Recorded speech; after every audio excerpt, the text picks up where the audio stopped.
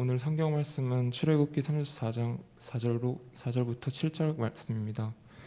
모세가 돌판 둘을 처음 것과 같이 깎아 만들고 아침에 일찍 일어나 그 두 돌판을 손에 들고 여호와의 명령대로 시내산에 올라가니 여호와께서 구름 가운데에 강림하사 그와 함께 거기 서서 여호와의 이름을 선포하실세. 여호와께서 그의 앞으로 지나시며 선포하시되 여호와라 여호와라 자비롭고 은혜롭고 노하기를 더디하고 인자와 진실이 많은 하나님이라. 인자를 천대까지 베풀며 악과 가실과 죄를 용서하리라. 그러나 벌을 면제하지는 아니하고 아버지의 악행을 자손 3, 4대까지 보응하리라. 이는 하나님의 말씀입니다. 출애굽기 구약 성경은 개역 개정으로 보기가 참 어려워요. 오늘 본문은 많이 어렵진 않지만 그래도 우리 세번역 성경을 한번 다 같이 읽어보도록 하겠습니다. 네, 우리 다 같이 한번 읽어보죠. 시작. 모세는 주께서 그에게 명하신 대로 돌판 2개를 처음 것과 같이 깎았다. 이튿날 아침에 일찍 일어나서 그는 2 돌판을 손에 들고 시내산으로 올라갔다. 그때 주께서 구름에 쌓여 내려오셔서 그와 함께 거기에 서서 거룩한 이름 주를 선포하셨다. 주께서 모세의 앞으로 지나가시면서 선포하셨다. 주는 자비롭고 은혜로우며 노하기를 더디하고 한결같은 사랑과 진실이 풍성한 하나님이다. 수천 대에 이르기까지 한결같은 사랑을 베풀며 악과 허물과 죄를 용서하는 하나님이다. 그러나 나는 죄를 벌하지 않은 채 그냥 넘기지는 아니한다. 아버지가 죄를 지으면 본인에게뿐만 아니라 3, 4대 자손에게까지 벌을 내린다. 아멘. 네. 오늘 말씀은 배경을 잘 이해를 하셔야 돼요. 지난주에 전사님이 금송아지 사건에 대해서 말씀드렸죠. 이스라엘 백성의 금송아지 사건이 있은 후에 하나님은 이스라엘 백성들을 죽이려고 했어요. 그 금송아지 사건이 있을 때 하나님이 모세에게 빨리 내려가 봐라. 저들이 나를 거역했다. 이상한 짓을 하고 있다. 타락했다. 라고 해서 모세가 하나님께 받은 십계명 돌판을 이렇게 두 손으로 메고 시내산에서 내려왔죠. 내려왔더니 이제 금송아지를 숭배하고 있는 거예요. 그래서 여러분들 다 아시겠지만 모세가 분노에 차서 하나님께 받은 그 십계명 돌판을 금송아지한테 던져가지고 금송아지를 깨버립니다. 그래서 하나님께 받은 그 십계명 돌판 2개가 다 사라져 버렸어요. 다 부셔졌습니다. 자, 그래가지고 이제 하나님이 그 모세의 분노에도 불구하고 이거는 내가 두고 볼 수 없다. 내가 모든 거를 리셋한 다음에 다시 새로운 민족을 세워가지고 초기화를 해야겠다. 너희들은 이제 안 되겠다라고 하나님께서 생각을 하셨는데 모세가 기도를 해가지고 하나님이 생각을 바꾸시죠. 근데 완전히 내가 너희들이랑 이제 동행할 수는 없다. 왜냐하면 너희들이 그런 죄를 지었기 때문에 혹시나 너희들이 또 같은 실수를 하면 내가 그때는 정말로 너희들을 다 죽일 수도 있을 것 같아. 그 정도로 내가 너무 많이 실망을 했었어 라고 하시면서 금송아지 사건 이후에 하나님은 이스라엘 그 진영에 함께 계시지 않으세요. 어디에 계시냐? 이스라엘 이렇게 진영이 있으면 이스라엘 진영 밖에 다른 텐트를 하나 이렇게 만들어 가지고 하나님은 여기 있겠다. 모세야, 네가 만약에 나를 만나고 싶으면 이스라엘 진영 속이 아니라 거기서 나와서 내가 있는 천막으로 따라와라. 그럼 내가 널 만나주겠다 라고 하셔서 이제 하나님이 이스라엘 백성들과 함께 하지는 않으세요. 하지만 주변에는 계시죠. 주변에 계세요. 자, 그래서 이스라엘 백성들이 그 모습을 계속 보면서 후회를 합니다. 우리들이 왜 그랬을까? 우리들 이렇게 한 번의 실수로 하나님이 우리들과 함께하지 않으시다니. 우리 이제 어떻게 해야 되지? 하나님은 저기 우리 진영 밖에 텐트에서 살고 계셔. 근데 모세가 맨날 그 길을 가는 거를 이제 이스라엘 백성들이 아침마다 일어나서 보면서 후회를 하고 회개를 했어요. 자, 그래서 이제 모세가 하나님께 다시 한번 기도를 합니다. 하나님, 이스라엘 백성들이 이렇게 회개했고 저도 기도하오니 하나님께서 저희들을 선택하신 민족이라고 한다면 은혜를 베푸셨으니 좀 저희와 다시 예전처럼 동행해 주세요 라고 모세가 기도하니까 하나님이 그때 알겠다, 내가 너와 동행하겠다 라고 이제 마음을 다시 돌이키신 다음에 이스라엘 진영 가운데 오시는데, 그때 하나님이 어떤 명령을 하시냐면 대신 너가 십계명 돌판을 깨부셨잖아. 다시 시내산에 올라와서 나를 만나서 십계명을 받아가라 라고 말씀을 하세요. 그래서 여러분 십계명은 처음 그 받은 돌판이 아니라 나중에 받은 돌판이 이제 십계명 돌판이 되는 겁니다. 그래서 십계명 돌판이 2번 있었어요. 2번. 자, 그래서 이 배경 속에서 오늘 본문이 이제 나타나는 거예요. 자, 오늘 본문 속에서 이제 모세가 하나님의 명령대로 십계명 돌판을 똑같이 또 만듭니다. 2개를. 예. 그래가지고 시내산에 올라갔어요. 그리고 이제 드디어 또 다시 하나님을 만납니다. 하나님께서 이제 십계명을 다시 한번 돌판에 직접 새겨 주시고 거기서 하나님과 만날 때 하나님이 모세에게 하신 말씀이 오늘 본문의 말씀이에요. 네. 자, 뭐라고 하시느냐? 모세가 하나님을 만났을 때 하나님이 모세에게 딱 직접 나타나셔서 이렇게 얘기합니다. 오늘 5절부터 7절 말씀. 그때 주께서 구름에 쌓여 내려오셔서, 하나님이 시내산으로 직접 내려오신 거예요. 그와 함께 모세죠. 모세와 함께 거기에 서서 거룩한 이름 주 하나님, 하나님의 이름을 선포하셨는데 뭐라고 얘기하냐? 주께서 모세 앞으로 지나가시면서 선포하셨다. 주, 나 주는 첫 번째 자비롭고 은혜로우며 노하기를 더디하고 한결같은 사랑과 진실이 풍성한 하나님이다. 그 다음에 7절 수천 대에 이르기까지 한결같은 사랑을 베풀며 두 번째, 악과 허물과 죄를 용서하시는 하나님이다. 자, 그리고 마지막 세 번째가 또 있어요. 그러나 나는 죄를 벌하지 않은 채 그냥 넘기지는 아니한다. 아버지가 죄를 지으면 본인에게뿐만 아니라 3, 4대 자손에게까지 벌을 내린다라고 이야기를 하세요. 자, 성경 속에서 하나님께서 나는 이런 하나님이야, 나의 속성은 이래, 나는 이런 성격을 갖고 있어, 나는 요런 스타일의 사람, 요런 스타일의 신이야 라고 모세에게 직접 말씀하시는데 첫 번째가 뭐라고요? 자비롭고 은혜롭고 노하기를 더디하고 한결같고 사랑과 진실이 풍성하셔서 얼마나 풍성하시냐면 수천 대에 이르기까지 내 아들의 손자의 증손주의 쭉쭉쭉쭉쭉 수천 대에 이르기까지 나는 너에게 사랑을 베푸는 신이야 라고 말씀하시는 거죠. 자, 그래서 그 사랑이 넘치다 보니까 하나님이 어떻게 하시냐면 우리들이 일상에서 짓는 죄, 우리들의 과거의 죄 또는 미래에 지을 죄, 그런 모든 죄, 우리들의 악과 허물, 실수, 죄, 그 모든 것들을 용서하신다라고 말씀하세요. 하나님은 우리를 벌하시는 분이 아니라는 거예요. 자, 우리들이 하나님에 대해서 여태까지 어떻게 이해하고 계셨나요? 분명히 여러분들은 성경을 읽으면서 하나님은 이런 분이구나 라고 하나님께서 직접 말씀하신 하나님에 대한 이미지, 하나님에 대한 속성이 아니라 대개는 우리 부모님이 신앙생활하는 걸 보면서 하나님은 이런 분인가 보다, 요래도 되는구나, 신앙생활을 본인이 하면서 요렇게 하니까 별거 없는데 이렇게 요 정도까지는 해도 되는 거구나, 요 정도의 선만 지키면 되는 거구나, 또는 대한민국이라는 문화 안에서 또는 그 교회의 스타일 속에서 우리들이 갖고 있는 내 경험과 내 지식 속에서 하나님을 판단하고 하나님에 대한 이미지를 쌓아나가요. 코로나에서 온라인 예배 드려도 되니까 온라인 예배 드리다 보면은 그냥 누워서 예배 드려도 괜찮네, 별거 없네, 그러다 보니까 시간이 있어가지고 여행도 가고 하다 보니까 교회 몇 주 안 나오는데 그래도 괜찮구나, 다음에 또 예배 드리면 되고 내 마음속에 하나님 있으니까. 또는 뭐 우리들의 11조의 문제, 헌금의 문제, 또는 우리들의 죄의 문제, 죄책감의 문제, 여러 가지 문제들이 그냥 내가 신앙생활을 하면서 이렇게 한번 해보니까 되네, 괜찮네, 별일 안 일어나네, 요 정도 되는구나, 그냥 이 정도의 차원에서 우리들이 하나님을 이해하고 있지는 않는지 잘 생각해 봐야 돼요. 근데 하나님은 뭐라고요? 첫 번째로는 자비하시고 은혜롭고 노하기를 더디하시고 한결같고 사랑과 진실이 풍성하셔서 우리를 용서하시는 분이다. 이런 분이기 때문에 우리가 용서받는 거예요. 그냥 그렇게 신앙생활을 해도 하나님께서는 참고 견디며 용서를 해주시는 거예요.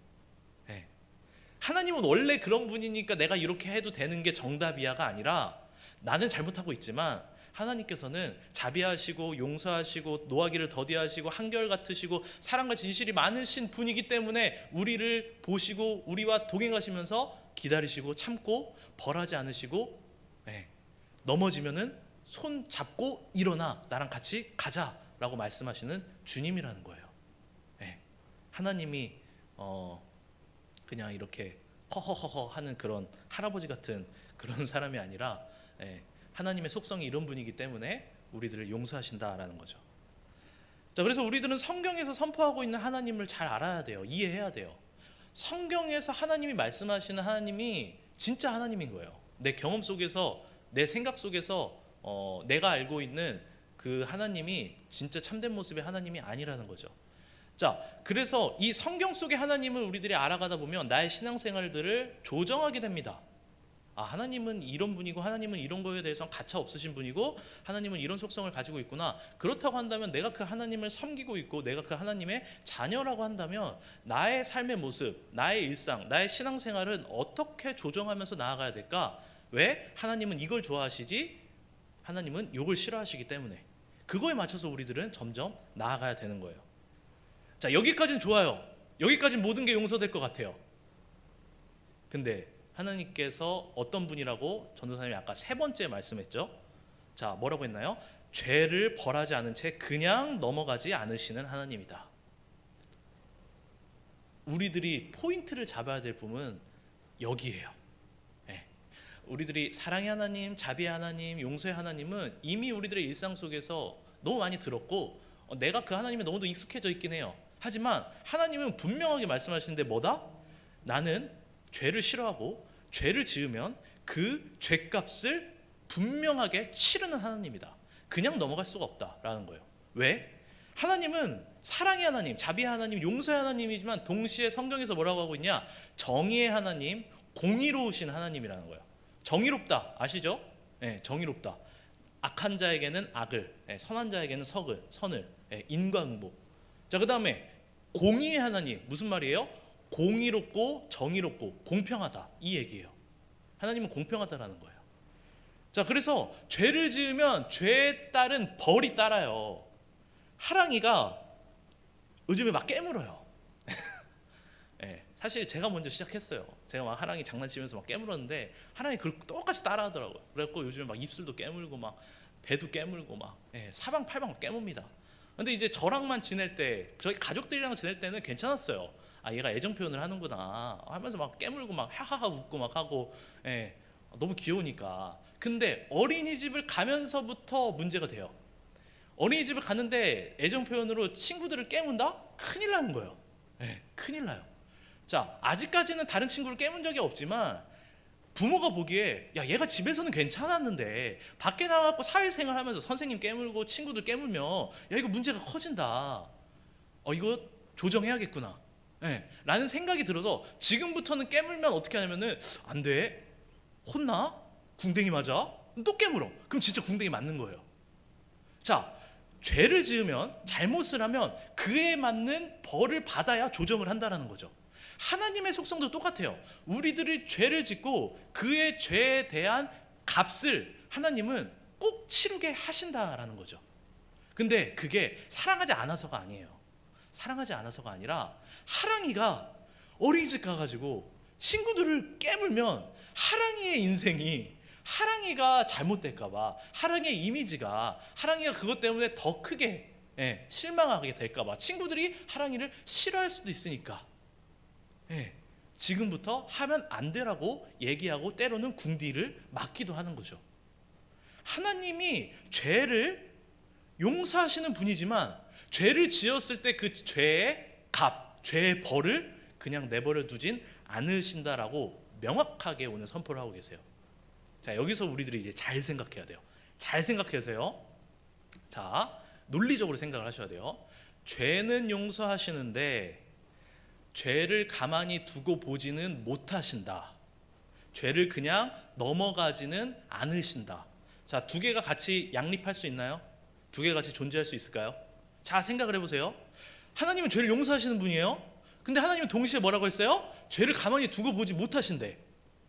자, 논리적인 충돌이 일어나죠. 충돌이 일어나죠. 하나님은 용서의 하나님이래요.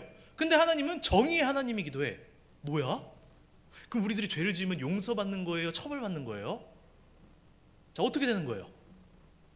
잘 생각하셔야 돼요. 어렵죠?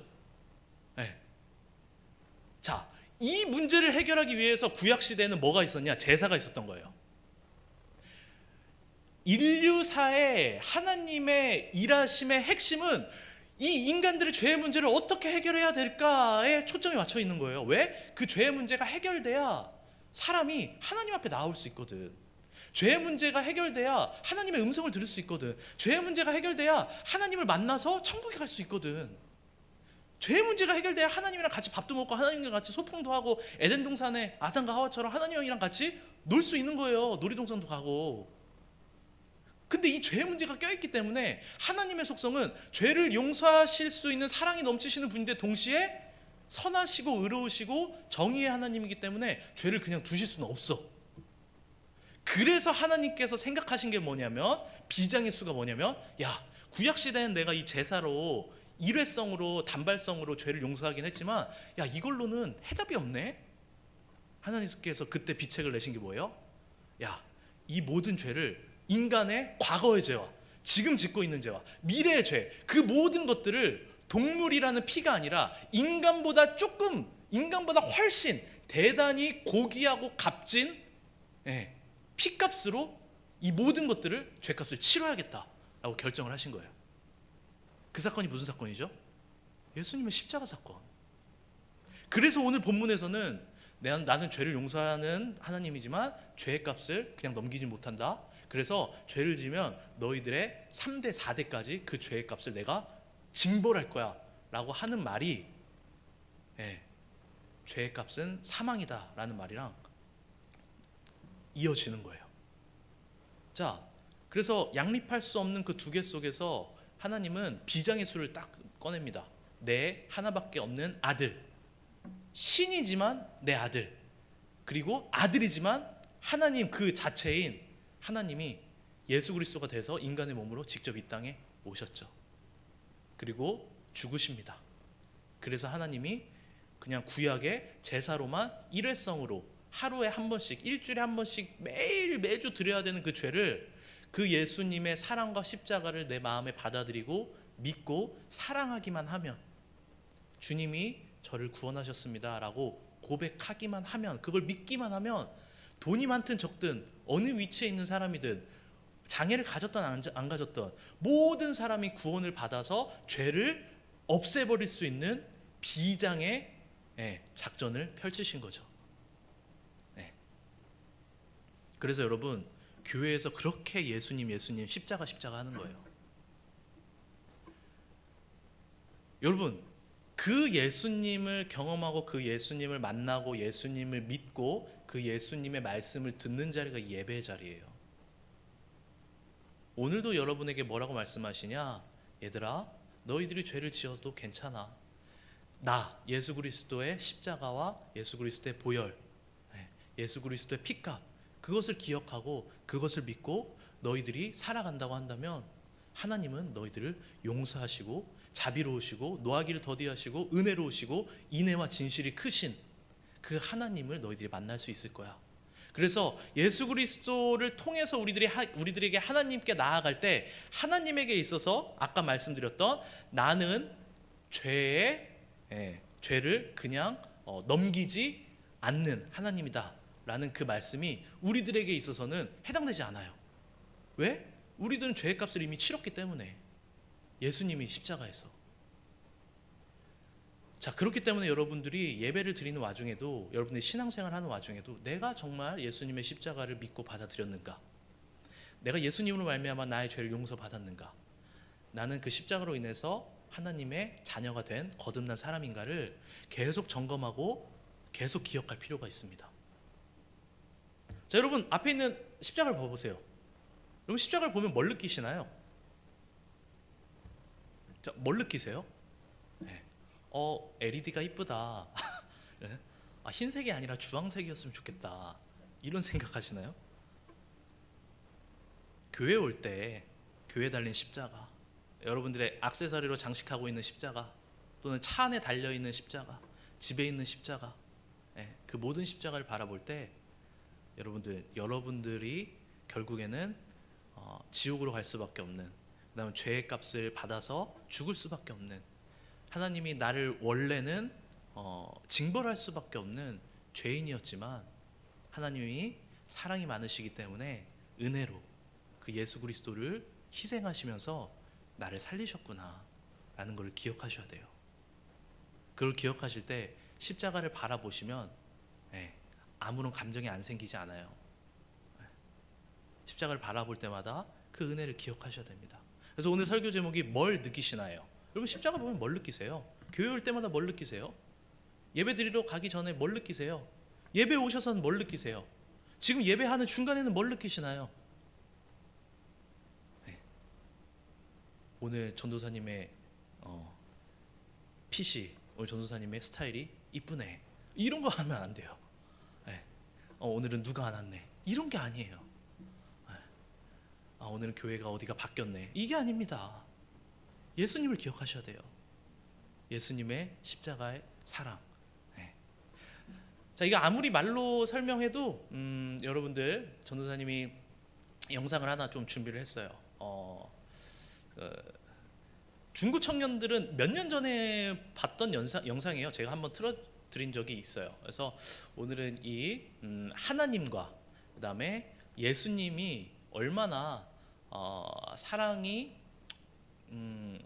서로 끈끈했던 아들과 자녀의 관계였는지, 그리고 그 끈끈한 사랑보다 그 끈끈한 사랑을 포기하면서까지 하나님이 우리를 얼마나 사랑하시는지에 대한 이야기, 영화 더 모스트라는 영화의 일부분을 이제 조금 이렇게 편집한 유튜브의 영상이 있어서 제가 이렇게 조금 빌려왔습니다. 그래서 함께 영상을 보시면서 여러분을 향한 하나님의 사랑에 좀 초점을 맞추시면서 영상을 보시고 설교를 좀 마무리하도록 하겠습니다.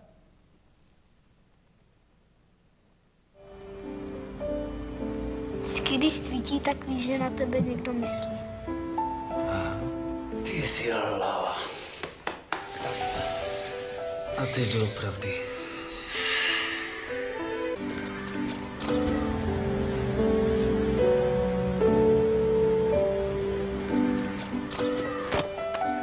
Víš co? Bychom museli zrušit klece.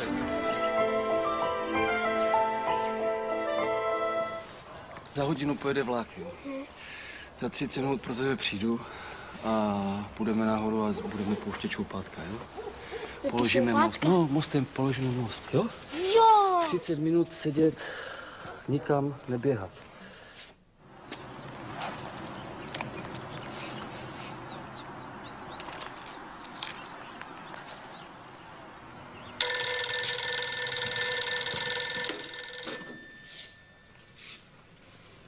Jo, jasně.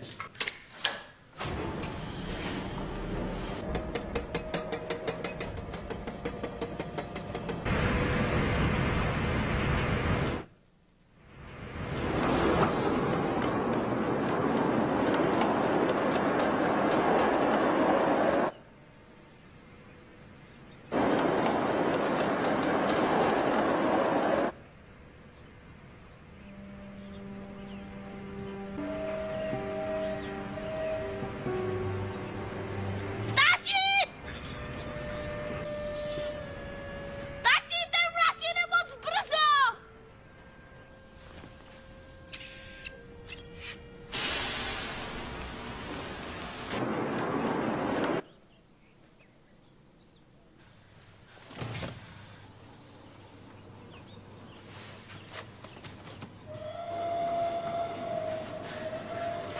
Láďo!